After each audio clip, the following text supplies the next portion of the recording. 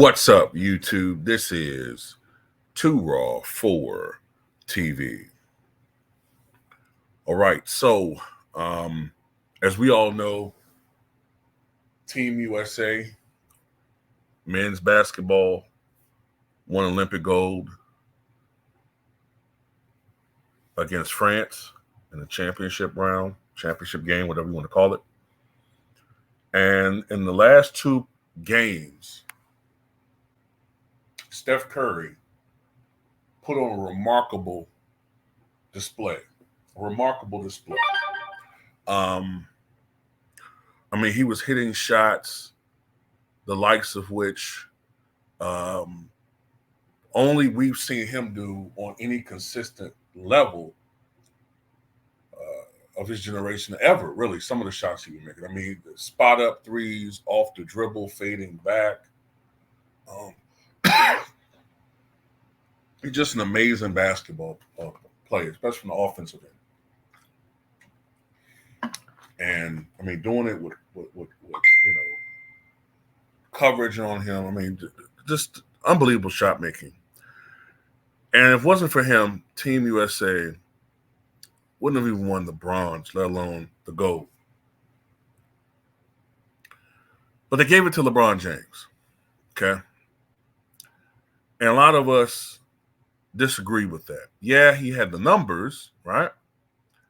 But they gave it to but they gave it to him. He had the numbers, but as far as impact and when it mattered on the global stage, how could it really not be Steph Curry?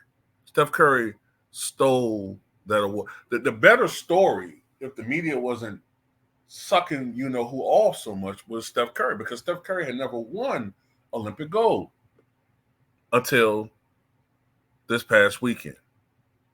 That was something that was missing from his resume, along with the Finals MVP, which he captured a couple of years ago. One of the persons who was there, I think he was sitting next to Scottie Pippen, who didn't believe that LeBron should have won the award, was none other than Stephon Marbury.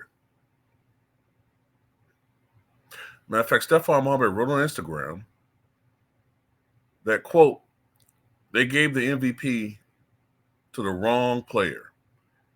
Maybe they called out the wrong name by accident. I think we need to try to rewind. The moment when Steph Curry displayed himself as the best shooter who ever touched the ball. An international ball, if you can't shoot, you can't have the ball at the end of the game. I get LeBron is the king to many, but let me say this. When you give him what he doesn't deserve, you basically say that because of what he's done, he should receive such a high honor on the biggest stage. No, he didn't earn it this time.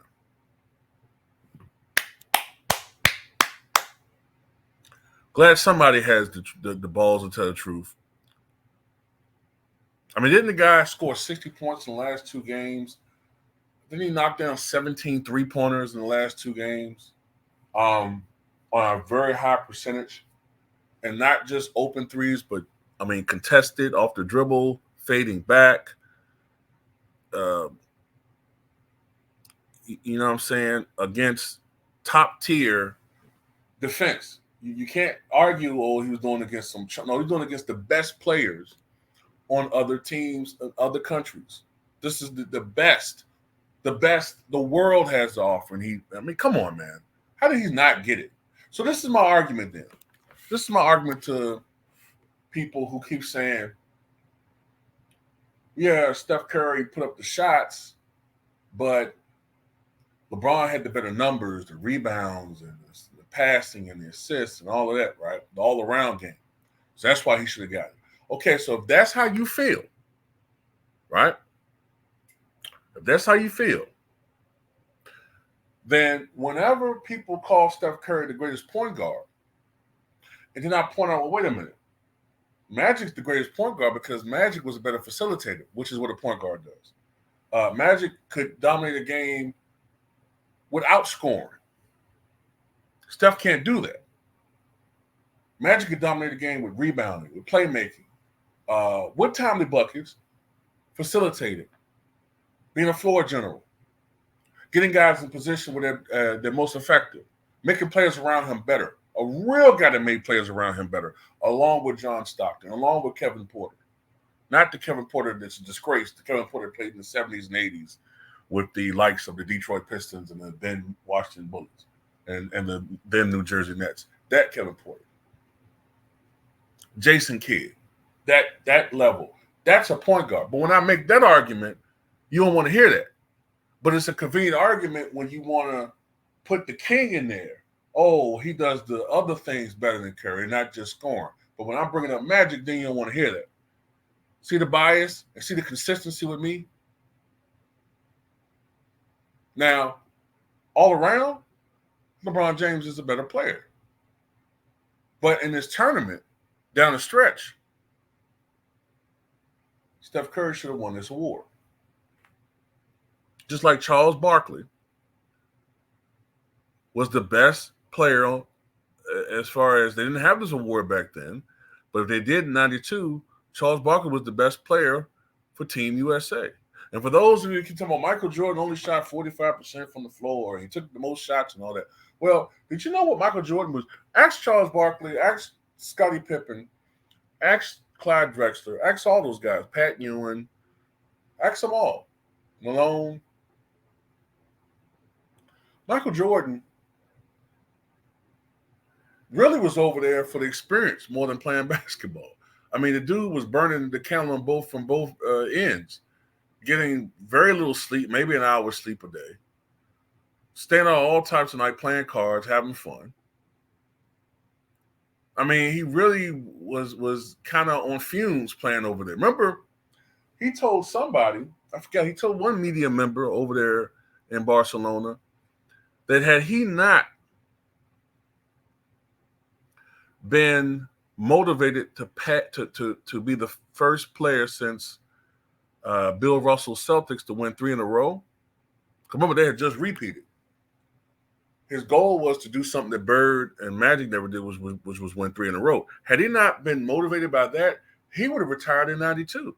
So everybody kept saying, oh, he quit in 93 because of the gambling thing. No, Jordan was considering retiring in 92. Remember when he first played, he said he didn't really plan on playing more than 8 or 9 years. Then he wanted to either play baseball or play golf. See, back then, guys weren't stat chasing like that. You know, guys weren't trying to put up all these big numbers. The only reason why Kareem played that long, really, is for financial reasons. Remember, he had that huge house fire in, what was it, 83? He had a huge house fire, lost so many valuables. Then he found out people that was working for him, they're supposed to be counting his money. His accountants were stealing money from him. So he had to play an additional 5 years or so for financial reasons. Because at that time, players didn't really play longer than 16 years. At the time, Elvin Hayes, that was as long as you played. Elvin Hayes, John Havlicek, 16 years. But anyway, but then again, the game was a lot more physical, a lot more rough. These guys today wouldn't last as long as they do. The game was played as physical and as taxing as it was back in the 60s and 70s, let alone the 80s and 90s. But anyway, getting back to the point, I agree with Stephon Marbury, but hey, it's politics, man. What can you do? What can you do? You know, it's an agenda at play, and they're trying to push this GOAT thing. Clutch Sports is bigger than LeBron now, man. It's his own entity with all these people on the payroll, all these paid and bought writers and commentators and even people in the media scared to speak their real mind and just speak it from a little script. But anyway, that's all I got to say about it.